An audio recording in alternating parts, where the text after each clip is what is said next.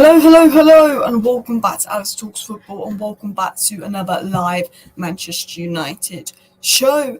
In today's video, we'll be discussing the latest news on Raphael Varane. Raphael Varane wants to stay at United. He's happy at United, but feels as if he's being kicked out of the club, forced out of the club by higher-ups at Manchester United. There's reports and rumours those at the top of the club want big wage, big name players gone, and that they're trying to sort of push Ten Hag in that direction and force a few key names out, which is not the best from the club. There's some rumours and reports that Bruno Fernandes is out injured. We're going to get a few more updates on that. We will discuss where that's coming from, the Bruno injury news, the rumours on Bruno as well. We've got a few transfer stories coming in. Manchester United is going to do a few loan deals for some young players. In terms of the outs, Manchester United obviously exploring certain players coming in, which Fabrizio Romano touched upon, and we will touch upon that later. And then we've got news about when the Ratcliffe deal is going to be announced as well. But please do hit that like button if you have not already, and of course subscribe down below if you're new. And my leg has gone dead about 1 minute into this live stream, which I feel like is the worst possible timing because I just want to kick it and move. My leg's completely gone now. Ow. Don't know what's going on with my leg. But as Diego says, do hit the like button. So we're going to start with the Varane news. There's a couple of stories on Raphael Varane and three other players that United are just wanting to get rid of. And this is like, from what I'm hearing, not that obviously the Ten Hag Varane situations, but it's more that those at the top of the club are sort of trying to push Ten Hag against Varane and Casemiro because they want the big name wage players out. They want to get rid of some big players at the club. I think with Ratcliffe coming in to sort out some FFP and financial issues at the club, which have been caused by incompetence at the top of the club, which means, players that are key, like Varane, one of our best players, could be one of those that has to pay the price as well. So let's dive into this story here. It was said Manchester United football director John Murtough was in Saudi Arabia for transfer talks earlier this month, with the club seeking to sell players to raise funds for January signings. Further talks are planned. It was also said in more detail in the report that those players that they were planning to sell were the likes of Casemiro, Raphael Varane, Jadon Martial, and that United are very, very hopeful and desperate that Saudi Arabia could come put an offer in for big name players. Now, it was also said by Samuel Luckhurst that before his recall to the starting 11 against Bayern Munich last week, Raphael Varane is understood to be concerned that he was being forced out of Manchester United. So we've got two. This is one of about 6 stories coming out, but these are the first 2 here. We've got 2 very interesting stories coming out here, suggesting very much along the lines of Varane feels like he's being forced out. Varane wants to be at United. Varane is very happy at United. He was frustrated that he didn't play for 6 weeks, but he still wanted to stay at United and get his place back. And ultimately, that's what he's done. But he felt that Man United were trying to force him out. He felt that if he wasn't playing at United, he was going to have to leave. But he knows that John Murtough went to Saudi Arabia to try and discuss it. He knows that Saudi Arabia are willing to spend 30-40 million to bring him in. And Man United want that 30-40 million. Man United want to get him off the wage bill. And I'm talking not Ten Hag, I'm talking Man United, I'm talking the board, I'm talking the higher-ups. Like, they want to get him off the wage bill. And Raphael Varane ultimately feels like he is the one that's being forced and kicked out of United, is what's sort of being reported as well. Unless United trigger Varane's extension, they won't get any money for him. Clubs won't buy him when they can get him for free in January. I agree, and I'm going to talk about that in a second as well. But Varane's extension, I expect to be triggered here because it was followed up and said that breaking. Varane is hopeful that United will trigger his 1-year extension. I believe they will because they want money for him.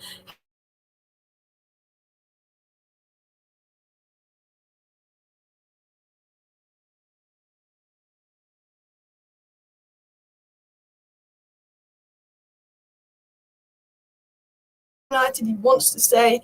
He's hopeful that his contract's going to be triggered, but they've not had discussions about it. But, I mean, if they don't trigger it, it's stupid. Imagine giving Phil Jones a new contract, Eric Bailly a new contract, so you don't lose them for free because you want to get money for them, giving Lindelof a new contract, but then not giving Varane a new contract. Like, imagine how mad that would be from United. I mean, that would be so classic Manchester United. Like, that wouldn't surprise me in the absolute slightest. So they were 2 of the first stories coming in as well. It does sound like Varane is staying. And look, I am hopeful that Varane can stay, as David has mentioned.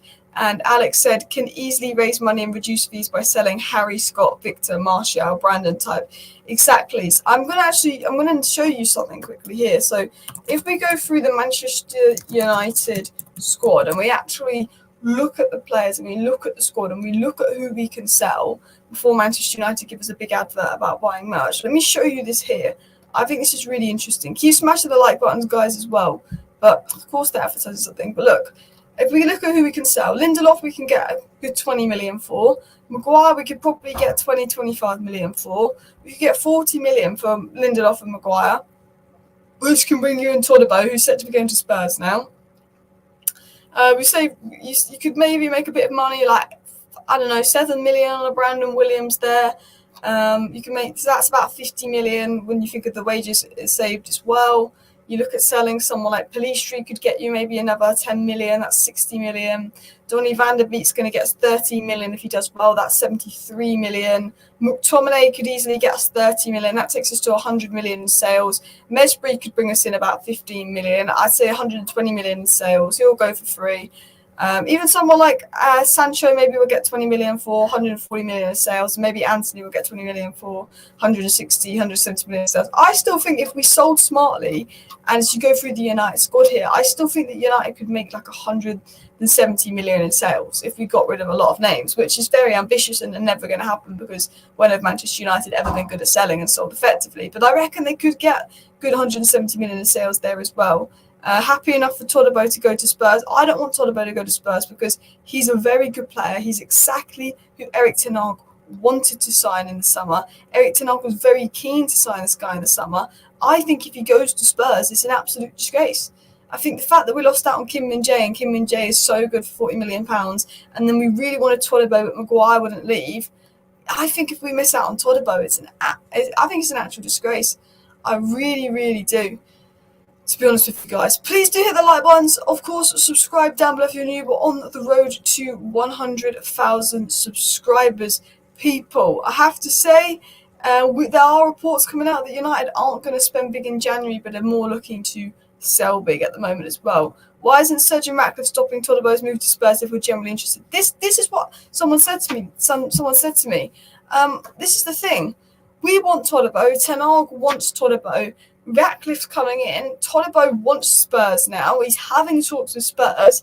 Surely Ratcliffe can stop this. Surely Ratcliffe can find a way to stop this happening because we know that Ten Hag wants Todibo. We know that Ten Hag has 5-6 names on the centre-back list. He's got Mark Gay of Crystal Palace on there. He's got Todibo on there. He's got Branthwaite of Everton on there. We obviously wanted Kim and Jay. We didn't get. He's got Antonio Silva on there, who's going to be in the 70 million range mark. He's got Inacio on there, but he's a left centre-back. You look at it, value for money, Todibo is probably Man United's best option out there. They actually are also looking at Lenny Euro reportedly as well. But you do look at it, you do look at the situation, you do think, why is Ratcliffe not doing something here? Todibo's who we want. I know we're broke in January, but Fabrizio Romano said United want a centre-back in January. Ten Hag wants a centre-back in January. Todibo was on the list in the summer when we thought Maguire was going to go. There was actually talks going on with Todibo where there was a verbal agreement between Todibo and Manchester United. And now there's a possibility that this guy goes to Spurs. But surely Ratcliffe, with his influence at Nice and United, can stop this. Surely Ratcliffe can stop this happening. This is what you think as well. Any new incoming business structure will look to reduce operating costs. They will apply a short-term and long-term business plan, says Diego. Yeah, honestly, I think I'm not 100% sure what's going to happen with the takeover, but I'm getting the impression that it's going to be a slow January and that the takeover is really going to come and happen in the summer in terms of actually transfers and stuff. I think for me, it's they come in, they put the business structure in, and then I think in the summer they'll probably look more at players to sign as well. Todibo might be a good choice, but do we know he's Ten Hag's first choice? Well, he was Ten Hag's first choice in summer. It was him and Pavard, remember, after Kim and Jay. I know Antonio Silva, Mark Gay, Branthwaite are all being looked at. Inacio is being looked at, but two of them are left centre-backs. I would assume that Todibo is first choice in terms of value for money because we've not been linked too much to someone like Diamond, who I think would be a really good option as well. And I don't think we can afford Silva. And I think, as Alex has just said here, Todibo is probably the most affordable and best option out there for Manchester United. So I think if he goes to Spurs, I think it's a big big L. Now, I want to dive back into the Manchester United news, guys, actually. I really do, because we've got a few other stories to touch upon. So we've touched upon sort of the board looking to kick out likes of Raphael Varane, which I think is an absolute disgrace. We will touch upon that more in a little bit of detail, that Varane wants to stay. But as we were just talking about the takeover here, I want to dive into Mike Keegan's latest report on the takeover. And he says on Sir Jim Ratcliffe's Manchester United 25% stake, there is hope that it will still be announced before Christmas in the coming days, were the words given to me. I have a different source in the US and they believe it's realistic. So Mike Keegan, who's been spot on with pretty much all the takeover news, in terms of the Man United takeover, Mike Keegan's probably one of the most, if not the most reliable source after Fabrizio Romano in terms of takeover reporting and stuff, and he was pretty spot on with most things. And he obviously had a source to Qatar, he had a source to the stock market, he has a source in the US, and he's saying that he's got a decent source that's telling me it's very likely it'll be done this week. Ben Jacobs is also saying a decent source has told him it's going to be very likely it's done this week. And Fabrizio Romano says it's not a matter of if. He said it will happen. He said it should be soon. And Romano said there's indications it could be this week, but he couldn't confirm that. Was what's said by reliable sources. But Mike Keegan said a few things on the Man United January transfer window and how that's going to be affected by the takeover. And I wanted to dive into a few things he said.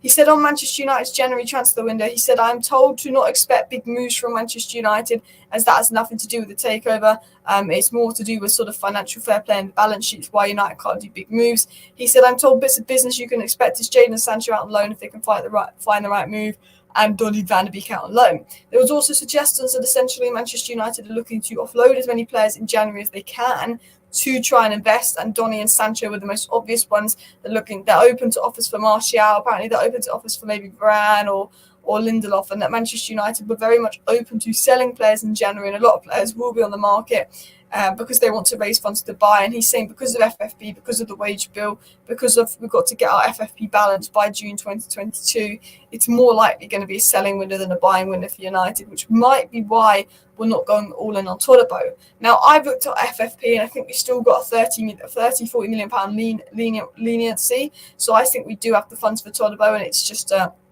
little bit of an excuse. But basically, United need it to be balanced by June 2022. I'm surprised Chelsea are going to do so many deals with the money they've spent. But I think, to be honest, I think this is going to be a dead January window. I think it's going to be someone like Timo Werner on loan. I think it's going to be us trying to sell people and ultimately probably what we normally do and just failing to sell people as well. Lack of funds much more an issue than FFP. Board just use FFP as a way not to admit that. And Alex is spot on. He's spot on. At the end of the day, we say FFP this, FFP that. Look at Chelsea's spending. Look how much Chelsea have been spending lately. Did Chelsea have any reports about FFP? Look how much Man City have been spending lately. Do they have reports about FFP? No, because we all know they've cheated it. But even clubs like Arsenal and Villa that have spent a lot in recent years, they're not going on about FFP that, making excuses to why they can't spend. It's only United. United loved it. United wanted everyone to know when they broke some really basic rule breach of FFP. They want everyone to know that they broke some really basic rule breach of FFP so they can be like, we can't spend FFP. We've been Man United. Look at Liverpool. Not look at Liverpool. Look at City. Look at Chelsea. Do City and Chelsea think about FFP? No. Are they getting away with absolutely everything? Yes. And you don't need to worry about FFP for at least 30 to 60 million pounds. I think Alex is right. I think we just haven't got loads of money. They obviously want to take money out in dividends. The club's up for sale because the club is broke. And they're like, you know what? Let's blame it on FFP. We don't want to spend this. We don't want to spend that. Let's use FFP as our excuse. I bet the Glazers love FFP. I bet the board love FFP because they'll just brief whenever they don't do something. Nah, it's FFP. It's not. It's just that you're not good enough at doing it. You're not good enough at doing it. You don't have the ambition to do it, and you're broke. Sorry, let me just take a quick swig of water there because I am thirsty. They're just absolutely broke. Smash the like, guys. Big up Gaz in the chat there as well. Timo makes me smile, guys. I actually do quite like Timo Werner. Okay, I don't want him at Manchester United because he flopped at Chelsea and he's been a flop at Leipzig. But if someone had said to me 2-3 seasons ago, even after his first season at Chelsea where it wasn't great, Timo Werner to United, I would have been like, boom. I've always been a big fan of Timo Werner.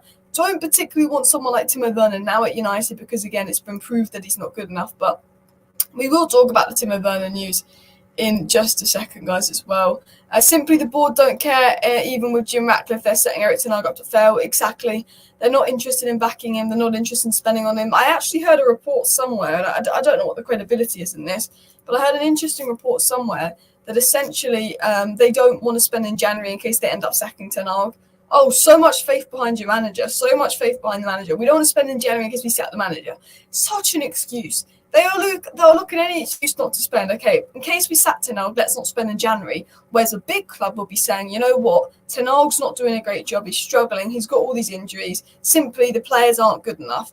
A good club, a well-run club, would be like, let's spend money in January so the manager's got the money to see if he can turn it around and save the season. Whereas United are like, well, let's not spend money in January in case we have to sack the manager. Surely we should be thinking of the way that we might not need to think about sacking the manager. Guys, I'm sorry if the quality's just dropped. I just got a bit of a lag spike there. Hopefully you haven't got a big lag spike there. We need a deadly finisher, not just pace without end product. I agree. And Werner is literally the definition of pace without end product. I'm not saying that we don't create chances anyway. So we need someone that when you do create that chance is really going to put it in the back of the net. And that's not Werner. He's a bit like Darwin Núñez as well. Would Timo help Højlund with his finishing or hurt him? I don't think Timo Werner is the best at finishing, but I think Timo Werner and Højlund could play together and that could link up quite well as well. And Nick says, I think it's a combination of lack of funds and FFP. Also gutted that Müller just signed an extension, could have had him on a cheap. Yeah, I mean, Thomas Müller would have helped us out a lot as well. I mean, I do want to get into a little bit of transfer news in just a second about what United are trying to do. But we've obviously got the United are interested in letting Dan Gould go to Preston North End. United are interested in offloading a lot of young players, but I've actually been told that Manchester United are very, very interested in Amadou Onana, but they might have to battle Arsenal for his services because he'd be a brilliant partner for Declan Rice, he'd be a brilliant partner for Kobbie Mainoo. And I've been saying this now, and I've been saying this for a while. Amadou Onana, 22 years of age, Premier League proven, been unbelievable this season for Everton. He covers so much ground. He wins half of his duels. But the big problem is that Arsenal are now looking at him. He is one of Man United's main targets. Everyone at United likes this midfielder. If Murtough had gone in the summer, we would have gone for Amadou Onana. He's always been big, high up on Manchester United's list, very high up. And it said that United are keen on Amadou Onana, and they also hold an interest in the likes of Bellingham and Gavi and Tchouaméni. But Amadou Onana is a clear target for Ten Hag. It's a clear target, and that's been known for a while. He's a massive fan of Amadou Onana, and he's a massive fan of a lot of people. Let me get this transfer story up here for you guys. I do apologise if there's a little bit of lag in the stream. Someone's saying he's not better than Amrabat. I think he is. I think he's been... In the summer, I would have taken Amrabat over him, but he started the season very well. People saying he's a poor man's Pogba. Well, that's what in the summer, I didn't rate him that much. I thought he was a good young player, but this season for Everton, I think he's been really good as well. In regards to Sancho, if we get an offer from the Saudis and he doesn't want to go there, he only wants to go on loan and we have to pay most of his wages, we should tell him no, you either go to Saudi. Yeah, to be honest, I'd say if you're that desperate to leave, go to Saudi Arabia because, they're actually putting an offer in for you, whereas we're going to have to pay your wages to leave, which is honestly the last thing we want to do. But it has been said that United are keen on Joe Bellingham, and they also have an interest in Amadou Onana, Gavi and Tchouaméni. Now, if Manchester United want to go out there and sign Tchouaméni, I'll be a very happy girl, but I don't think it's going to happen. Joe Bellingham, I'm sure we've got an interest in him, but I don't think he's going to be anywhere near Jude Bellingham's level. And of course, Gavi, don't think we're going to get him. I think realistically, Amadou Onana is probably the best, most realistic option on that list. Tchouaméni is obviously the best option on the list as well. Given our lack of size and physicality, Everton's Amadou Onana is looking much more appealing of late. I agree. In the summer, I wasn't too bothered, but actually watching him play this season, how good he's been, his ability to cover ground, and I think one thing Man United lack is even when we played Liverpool and even when we don't lose, you feel like every other team is so much fitter than us. Every other team is more up to it physically than us. It always feels like that. And Amadou Onana is that guy that physically he's going to be there. In terms of ground coverage, in terms of height, he's going to win it. He's won 100%. He's won, I think, 75% of his duels, which is in the 100th percentile. No player has won more duels across Europe's top 5 leagues in midfield than Amadou Onana. So you've got someone that's tall, like 6'5", but wins their duels. When we kick the ball up long, that's massively going to help us. You've got someone that would literally complement Kobbie Mainoo so well, because Kobbie Mainoo is that deep progressor. Kobbie Mainoo is going to get the ball. He's going to pick up the ball at the deeper areas, progress it. Amadou Onana gets forward, wins the balls in the air. If Kobbie Mainoo wants to get forward, do those line-breaking pull-pop passes, Amadou Onana can get back, provide the coverage. He's the perfect partner for Mainoo. He's physical. He adds height. He's been fantastic for Everton. He's 22. He's Premier League proven. For me, he was a player in the summer when we linked to him where I said, you know what, like, he looks like a good player, but I've not seen enough of him. Watching him this season, he's been really, really impressive. And I'm thinking like Mainoo is the future. Watching Mainoo play, I feel like Mainoo's the future, which is very early to say that for such a young player. And I think put someone like Amadou Onana with Kobbie Mainoo, because Kobbie Mainoo is the future. What happened to Lavia? He just went to Chelsea and got injured, to be honest, as well. Palhinha would be brilliant in my opinion, but he's expensive, linked everywhere, and not as long so as we need. Yeah, I like Palhinha, but I agree with Alex there. I think there's better options out there. I think that he would be overpriced for what he is. And I think, to be honest, Fulham have almost let him go, but then other clubs just haven't brought him in the end as well. Tchouaméni isn't going to happen. Alaba just got a huge injury, and I think Real are planning on playing Tchouaméni and Alaba's role. Yeah, I never said Tchouaméni's going to happen. I never said Gavi's going to happen. I don't know about Joe Bellingham, but I do know that United have an interest in Amadou Onana. Now, what's interesting is because Militao and Alaba are now out with ACL injuries, which is big blow for Real Madrid. Apparently, Real Madrid are actually interested, and this was said by a good Real Madrid source, in Raphael Varane. Apparently, Real Madrid are interested in bringing Raphael Varane back, which will be one to keep an eye on. It was also said as well that Arsenal watching Everton's Amadou Onana, so we do need to watch out for that, because the last thing I want to see happen is Arsenal coming for one of our targets. But Real Madrid are looking at Raphael Varane, and that has been confirmed. And it could be a Man United-Arsenal race for Amadou Onana. United Nad, who works for United District, who's got a few sources of information, also added on this.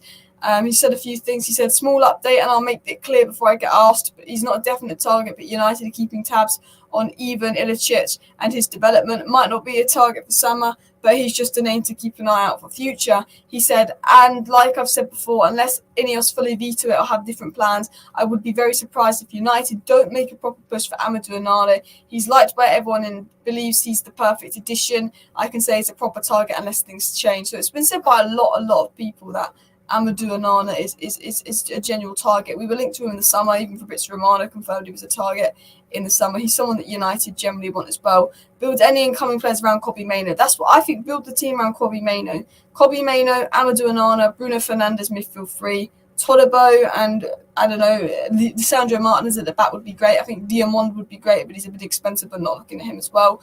Nick Collins makes a good point here. I think Benjamin Sesko would be a good shout as another striker, as long as Leipzig don't charge a fortune. You know, Leipzig will charge a fortune. It's Man United taps, but I agree. I agree. Someone said, I said to someone, if you could bring 4 players to Manchester United in the summer, being somewhat realistic, who would they be? And they said they'd bring in Todibo. They said they'd bring in Amadou Onana. They said they'd bring in, I think, Soulé. Is that the name of that right winger? And they said they'd bring in Benjamin Sesko. I'd swap Soulé for Nico Williams because I'm more familiar with him.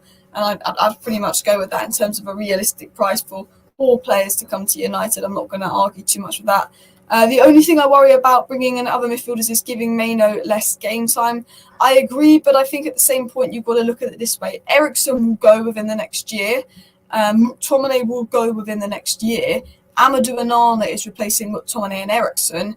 Mainoo is almost seen as replacing Casemiro.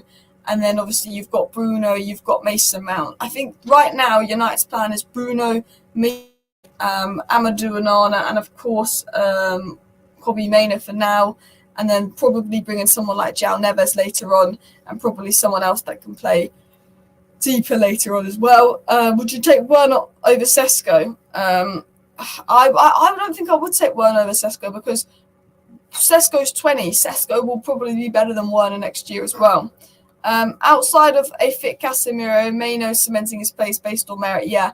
And right now, I think when Casemiro is back, we all want to see a Casemiro, Mainoo, Bruno midfield three. I think it's very obvious that those are the main midfielders. Santi Gimenez not been linked too much. Solanke not been linked too much, but interesting as well. Replacing Casemiro 18 now, but he's not going to completely replace Casemiro. From what I've heard, and I want to reiterate this, Casemiro, Man United plan for Casemiro to go in summer 2025. So the way Man United see it is Amrabat probably won't stay on, and potentially one of Murtough Eriksen leaves, and then they bring in Amadou Onana to replace that. They've got Amadou Onana, Kobbie Mainoo, and Casemiro to do those sort of defensive roles. And then they've got Bruno and Mason Mount. And then in 2025, that's when they look to move on someone like Casemiro and they get in another midfielder. But Mainoo's not going to be seen as like a Casemiro replacement that starts week in, week out. But Ten Hag views Mainoo as a 6 and a long-term Casemiro replacement to the way that he wants to play as well. But I do want to get into a few other stories that's come out as well, a few other stories on the youth. Do apologise if you've just been hit with another lag spike. Again, not filming in my usual setup, and the Wi-Fi here can be a bit hit and miss as well. But I'm not worried about Mainoo in the slightest. I think he's a baller. Kobbie Mainoo does what no other United player does in his position. His positional awareness, he looks up before playing the pass. So much composure. I completely agree, actually. I want to show you something. I want to show you, bear with me. Bear with me, because this is really, really highlights why Kobbie Mainoo. If you're wondering why people keep saying Kobbie Mainoo is a level ahead of every other youngster out there, a level ahead of our current players, wait, watch what I'm going to show you. Watch what I'm going to show you here. All right, just share my screen. It's Kobbie Mainoo's ability to scan the area, wait for, assess danger, and then pass the ball forward. And I've got 3 really strong examples of what Kobbie Mainoo can do here. So let me put this in presenter view here, and let me get this setting out here. But I'll show you this. So this is the Liverpool match. This is Anfield. Kobbie Mainoo's gone to Goodison. He's gone to Anfield. He's gone to St James's Park. 3 difficult stadiums and look good.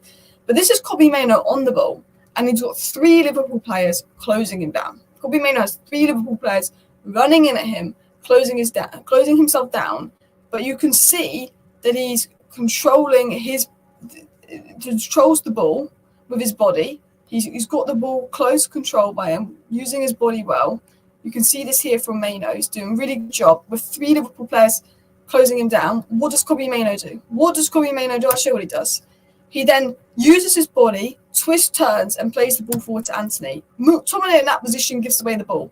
Amrabat in that position gives away the ball. Most Man United players, with 3 Liverpool players closing him down when their back is faced away from our goal, lose the ball. He controls the ball well, he scans, he plays a nice forward pass into Anthony. And that is one of how many examples? Example number 2, where the arrow is pointing, the first one is actually where the ball is. The ball is up in the air from an Onana long kick. Kobbie Mainoo here takes the ball down on his chest, and then he plays it forward to Anthony. So another example, ball coming in the air, Kobbie Mainoo being closed down by a Liverpool player, uses his chest to control the ball, uses his body, scans, plays the ball forward as well. His ability to control is immense. And then you look at other things with Kobbie Mainoo. You see this here, the ability to read that Garnacho pass. The ability to, this is Paul Pogba-esque. I remember when we played Spurs and Paul Pogba came on and did that great ball to Rashford in the COVID year.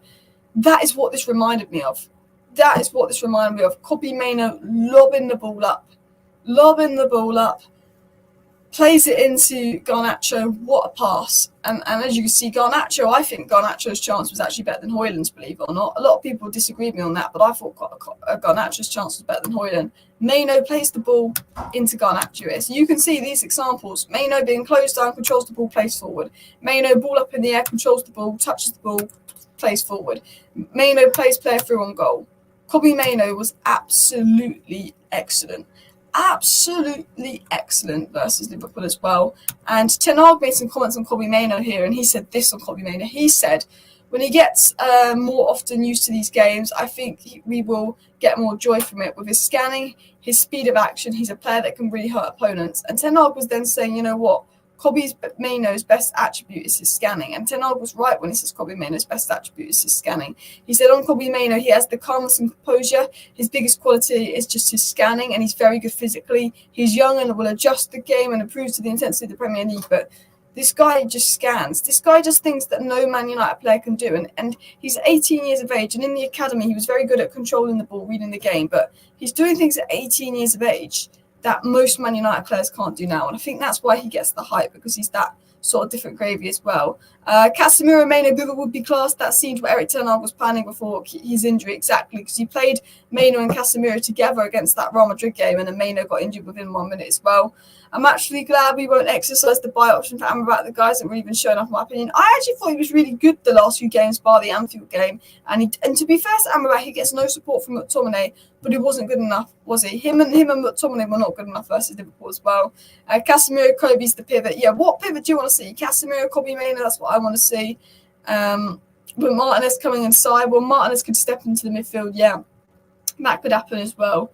The blind pass to Garnacho, yeah, was for what a ball that was from Kobbie Mainoo. What a ball that was for Kobbie Mainoo as well. The next, Michael Carrick, he has an eye for a pass, always passing forward, always thinking and asking questions for opponents, exactly. And I still believe at 18, Kobbie's potential is unreal. To be that good at 18, you just know that he's a baller as well. Is anyone keeping up to date with the Belgium league? Interested in how Suzuki's doing? From what I'm hearing, he's doing a really good job, but I don't actually watch the Belgium league. But I've seen people speak about how good he's been and how impressive he was. Mainoo, Garnacho, Højlund are the vibes, says David. Yeah, I mean those are definitely in the future with Luke Shaw, Bruno Fernandes, and Lissandro Martinez as well. 89 likes, guys. Look, we've got over 200 people watching. If everyone hits that like button, we can maybe hit that 200 like target. If you want as well. He plays like a 35-year-old with the composure and decision-making elite. Yeah, he's like he looks like the most experienced and composed player on the pitch, Kobbie Mainoo. It's crazy. People, what do you think of Delo's yellow? Absolute joke. As much as Maguire's had a redemption recently, I think the Varane-Evans partnership is solid. Exactly. Varane didn't put a foot wrong, and then he was injured, so Maguire played, and then Varane couldn't be back in the squad. Maguire hasn't put a foot wrong, but he's injured, so Varane's playing. So now Maguire's got to find a way back into the squad. It's only fair. I mean, I'd like to see Maguire and Varane together as well, because I don't think that passing angles stuff is the slightest bit important, because clearly I know Ten Hag's been going on about passing angle this, passing angle that, but he's been playing Johnny Evans right centre back and Varane left centre back as well. Guys, we've got a few interesting updates coming in here. It's been said that Donny van der Beek has been given permission to undergo his medical ahead of the move to Eintracht Frankfurt and is now in Germany, and the move will be officially completed at the start of the window. We've also got Rob Dawson coming in with a big takeover update saying that Sergeant Ratcliffe and Ineos have everything in place to finalise a move for a 25% stake in United and make an official announcement, but they're waiting for the agreement to be signed off. There's a belief that why the agreement's been difficult to sign off is because they obviously want to sort of get around the fact that Ratcliffe eventually wants full control of the club, which is something the Glazers don't want to do. And it's said that Man United are not expected to make major signings because of FFP, which is just our general favourite excuse. FFP this, we can't do this, we can't do that, FFP. Honestly, FFP, whatever, but it's basically been said that Ratcliffe deal is expected to be announced on Thursday or Friday. Takeover announcement is expected then. It said that despite the takeover, because of FFP, not many deals is expected to happen in the January window, among more things as well. But I want to get into the news on Bruno Fernandes, because a couple of people have been asking me, Alice, is Bruno injured? What is this news on Bruno Fernandes being injured? I'm going to get this up here because no one's really reporting on it, but it's been said that Bruno Fernandes missed commitments that he was meant to show towards the club. He missed a few commitments through injury. So let me get on this story, because no one is reporting this. No one is reporting that Bruno Fernandes might be injured, which I think is quite concerning, but it's also good that no one's reporting it. But I don't think people have picked up upon what was said about Bruno. So let me share my screen with you here and get this up on the screen. But it was said here, breaking, Bruno Fernandes couldn't attend the Man United Disability Supporters Award last night because he's got a bit of an injury niggle. Hopefully it's nothing serious. I mean, Bruno Fernandes never gets injured. Bruno Fernandes is that one player that you feel like you can rely on not to get injured. Availability is Bruno Fernandes. But there are reports and rumours coming out that Bruno Fernandes is injured, although they think it's just like a small niggle and he'll probably be able to play in a week or so. Worst case scenario, he might miss another game. But it's annoying because the one time he misses a game, he gets injured. It's like he's had this period to rest himself. He's got injured, but Bruno plays so many games and he doesn't really get injured. So if he does get injured, you know we're cursed. But if Bruno gets injured, because he's that one guy that is like Mr. Reliable at Manchester United. People saying we should sell Bruno. Bruno's one of the last players we should sell. People always say, oh, sell Bruno, sell Luke Shaw, sell Rashford. Well, yeah, maybe in the long term we might have to sell Rashford and certain players, but surely it should be sell Lindelof first, sell McTominay first. Like, are you telling me you'd rather Bruno, Rashford and Luke Shaw be sold than McTominay and Lindelof? I think that's absolutely mad. McTominay and Lindelof aren't ever going to be good enough to win you a Premier League. You can win a Premier League with Bruno Fernandes. You can win a Premier League with Luke Shaw. You can win a Premier League with Sandro Martinez, Raphael Varane, Casemiro. But you can't win a Premier League with Lindelof. You can't win a Premier League with McTominay. You can't win a Premier League with Martial. You can't win a Premier League with Donny van de Beek. You've got to look at it like that as well. The clubs who blatantly violate FFP don't get called up on it, but others are in danger. Do you know what? You make a good point there.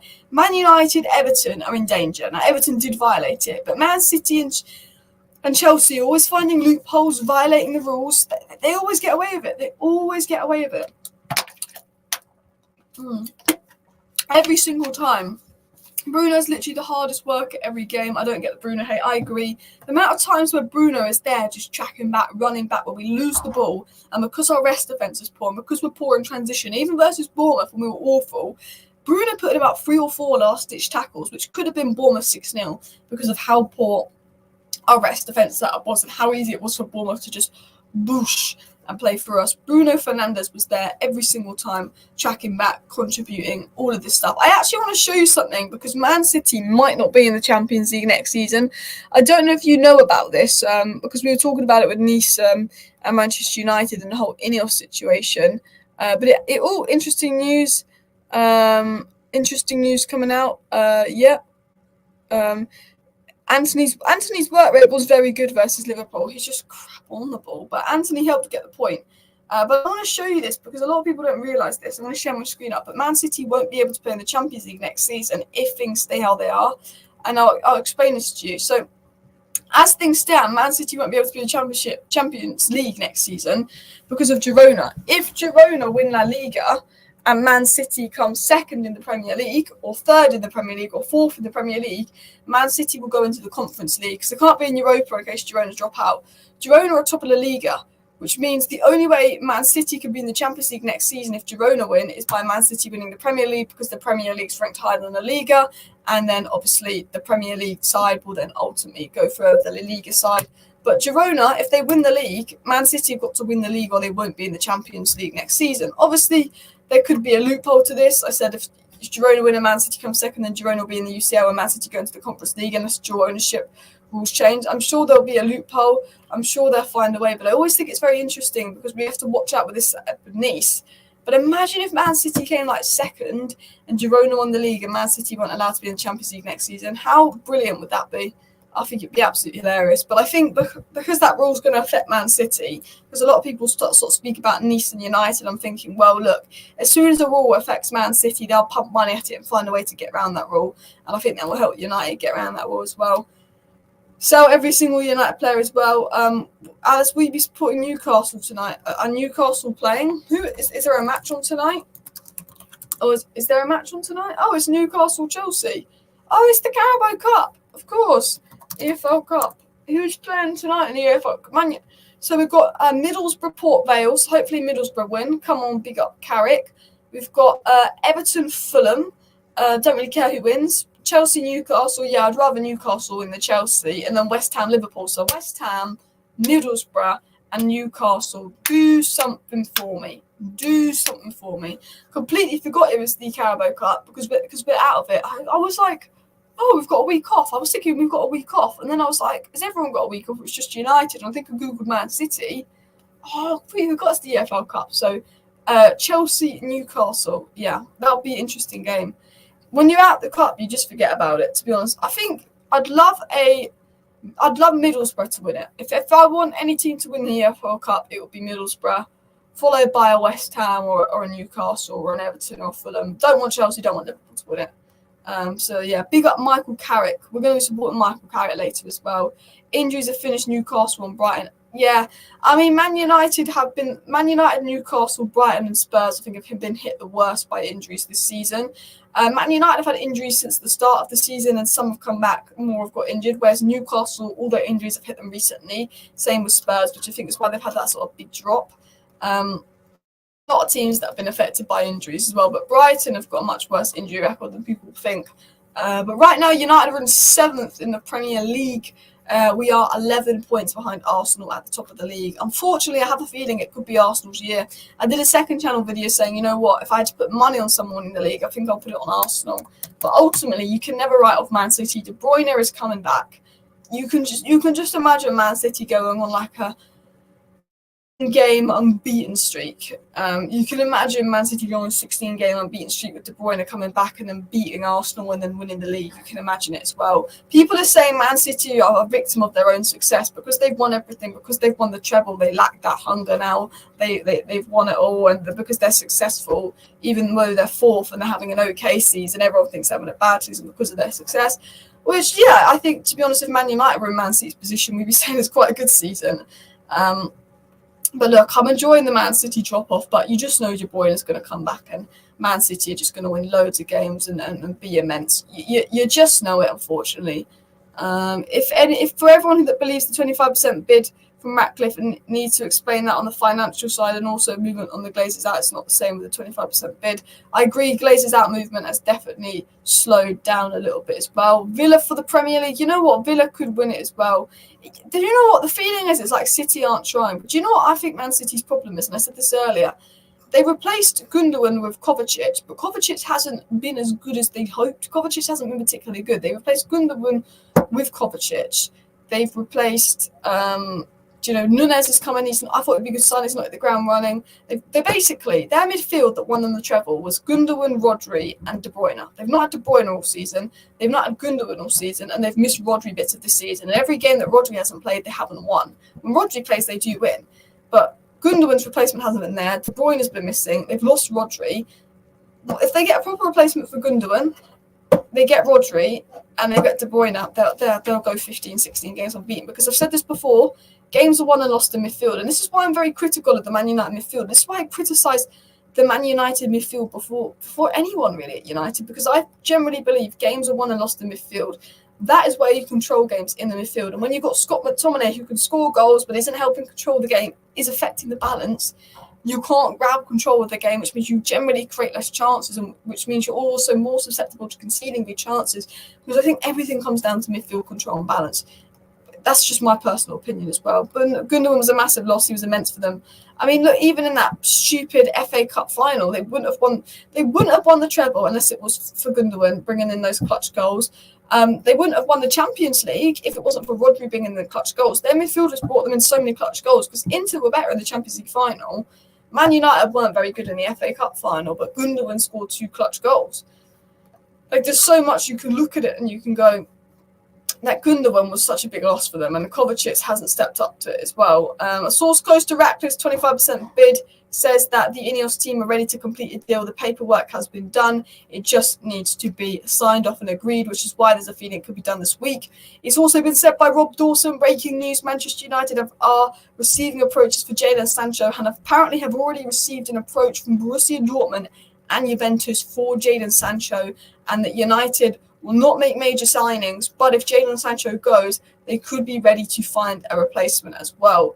And United are hoping to make a signing or 2 on loan in January, but it will depend on Sancho. But United do have offers, but the offers for Sancho are loan deals where United have to pay the wages, which for me is just crap offers. A loan deal for Sancho, but we're going to have to pay the wages. This isn't the kind of offer that I want. This isn't the kind of loan deals that we want price-wise, but it is the most Manchester United thing as well. With the crazy Pats fixture list, how much depth City have can never rule them out exactly, especially with Liverpool losing players like Salah to AFCON, who's going to be massive for them. Potentially as well, I think City do have the better depth, although they've had a few injuries this season.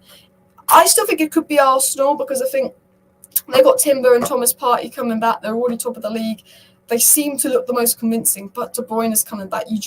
You can, unfortunately, as much as I'd love it for City just to have a crap season and finish 6th, you can't rule them out as well. Klopp's still complaining about Man United, apparently, and how they were robbed. You had about 50 shots, and half of them didn't even go anywhere near the target. Talk about robbed as well. I mean, Do you know what? The Liverpool draw was such a crap game, but I was happy with the point because you've got to think we went to Anfield fearing the worst. So, of course, we're happy with the point, especially with recent form, Liverpool top of the league. But I wasn't particularly happy with the game. I thought 10 did everything right because at the end of the day, the only way we were going to beat Liverpool is parking the bus because if we attacked them, they would just hit us in the transition and we concede 7 again. So I said 10's got to play boring crap football if he wants a point versus Anfield. He did. The football was crap. But it makes it, do you know what? The draw feels like a win now because you just see how rattled Van Dijk is and you see how rattled Klopp is. The fact that Klopp and Virgil van Dijk are so rattled, so annoyed, are so angry, all of a sudden, this draw, it feels like a win because you've absolutely rattled Liverpool. Absolutely rattled Liverpool. So, yeah, Sancho probs wants to be signed by Kick to stream FIFA. To be honest, I think if Sancho had it his way, he'd probably become a FIFA streamer right now because I don't believe Sancho likes football. Sorry if the quality drops as well. We just got a little Wi-Fi signal come up. I generally don't believe Sancho likes football because if you loved football and you wouldn't take 4 months out this season just so you have to just because you don't want to apologise to the manager, you missed 4 months of last season. Surely you wouldn't want to miss much more considering your career has been on hold the last 2 seasons at United and you have an opportunity to be the right winger because Anthony was a prick. But Anthony wasn't a prick, but the whole Anthony situation went down, but you were being a prick, sorry, and wouldn't apologise to the manager. Like, he clearly doesn't like football that much if he'd rather not play for 4 months and apologise to the manager and have a strop. Like, not many players do that. He probably does want to be a FIFA streamer as well. Liverpool in the bin, Klopp crying. Yeah, Klopp crying. The only title they won was in the pandemic era. And I loved how Roy Keane went, they won one Premier League title in 30 years. Why are they giving it the big? And it was a COVID title. It was a COVID title. One in 30 years as well. So, yeah. Would you rather Liverpool or Arsenal win the league? Obviously, Arsenal. I'd rather Arsenal win it because City, I don't want to be the first one 4 in a row. And Liverpool, I hate Liverpool. But if Villa can do something for me, if Aston Villa can do something, that would be much appreciated. But worst case scenario is Liverpool win the title. Like, honestly, I would give Man City Bruno Fernandes on loan last game of the season, last 2 games of the season, if it just meant no Liverpool title. Do you know what I mean? The idea of Liverpool winning a title, it's horrible, isn't it? Horrible. Anyway, people, we're going to wrap up today's live show. By the way, just seeing if there's any interested chats in. Do you think Roy Keane was correct to call out Trent? I actually don't know what Roy Keane said on Trent, to be honest. Lewis Smiley will have big clubs watching him. I agree. Lewis Smiley is a baller. Roy Keane will be our next manager. I doubt it, but he does need to come into the dressing room and shout at players. Would you want Mourinho back if he's interested? No. I think he was our best manager post Sir Alex Ferguson, but the football he played is boring. I want to be more modern. I also think he's out of date for the Premier League, as good as a manager he is. Mourinho can win you titles, but I think that the way the Premier League's moving, you need a different kind of manager. Alice, you remind me of Miley Cyrus. I'm going to take that as a compliment because I look very rough today. And Lewis Smiley's already at a big club.